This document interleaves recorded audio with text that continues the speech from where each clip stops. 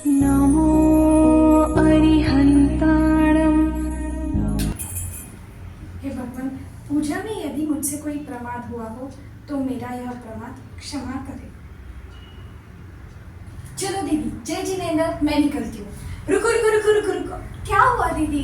कहाँ जा रही हो? घर जा रही हूँ दीदी, टाइम देखा 11 बजने को आए हैं। पूजा हो गई? हाँ। ये किताबें क्यों ली थी तुमने? जिनवाणी है दीदी, जिनवाणी यहाँ ली थी पूजा के लिए, अब यहाँ रखी है, पुजारी जी आके लेके जाएंगे। देखो, ऐसा बिल्कुल भी नहीं चलता है। जब तुमने पूजा की किताबें ली है तो उसे यथास्थान पे तुम्हें ही रखना पड़ेगा। और एक बात बताऊं, क्या हुआ? जब तुम पूजा कर रही थी ना तब मैं देख रही थी। ये देखो, अरे ये भगवान, देखो। ये कैसे अंदर आ गया? कितने सारे चावल इसमें है। हाँ। आप ध्यान ही नहीं रखते हो।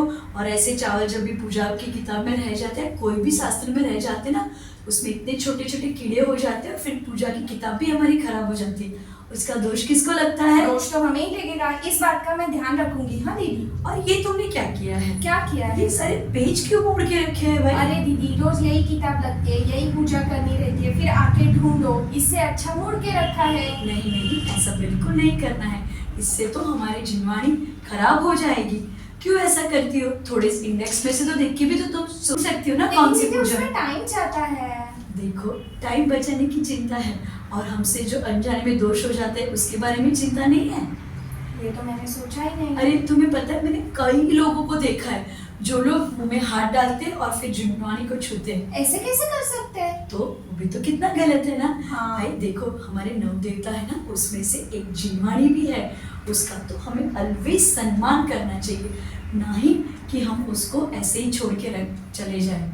ठीक है बात दीदी आपकी, मैं अगली बार से इस बात का ध्यान रखूंगी। अभी अच्छे से जिनवाणी को कबर्ड में रखती हूँ और फिर मैं चलती हूँ। हाँ, आप सबको भी ध्यान में रखना है। हम सब क्या करते हैं, जिनवाणी को कहीं पे भी छोड़ देते हैं, कैसे भी मोड़ देते हैं। अरे कभी कभी तो मैं देखती हूँ कि जिनवाणी के ऊपर सामान भी रख देते हैं। ऐसा बिल्कुल मत कीजिए, और इससे आपको ज्ञानावणी कर्म का बंध लग जाएगा। जिनवाणी का सम्मान ऑलवेज कीजिए। आपको पता है, ऐसे जब भी हम जिनवाणी को अनजाने में भी उसका अपमान कर देते, इधर उधर रख देते हैं, उसके अंदर चावल बिखरा देते हैं या जिनवाणी के ऊपर कुछ सामान रख देते, तो उससे हमें ज्ञानावणी कर्म का बंध हो जाता है, जिस वजह से हम चाहते हुए भी अच्छे से पढ़ाई नहीं कर पाते हैं। ना ही जिनवाणी, माला का भी हमें बहुत ध्यान रखना है। जब भी आप माला फेरना ना, उसको यथास्थान पे रखनी चाहिए। और मित्रों, जिनवाणी तो हमारे 9 देवताओं में से एक देवता है, तो उसका अपमान तो हम कैसे कर सकते हैं।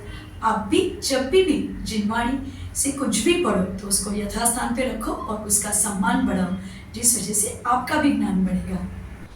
बच्चों, आप भी यदि स्कूल कॉलेज में जा रहे हो और आपको लग रहा है कि आप कितना भी पढ़ते हो आपको याद नहीं रहता है, तो सबसे पहले आप याद कीजिए, कहीं आप भी आपकी किताब अच्छे से तो नहीं रख रहे, ऐसा तो नहीं है ना। जब भी आप पढ़ के खड़े हो, सबसे पहले अपनी किताब यथास्थान पे रखें, उसका सम्मान करें। कभी कभी भी लेटे हुए पढ़ाई ना करें, और पढ़ते वक्त कभी भी कुछ भी खाते हुए पढ़ाई मत करें।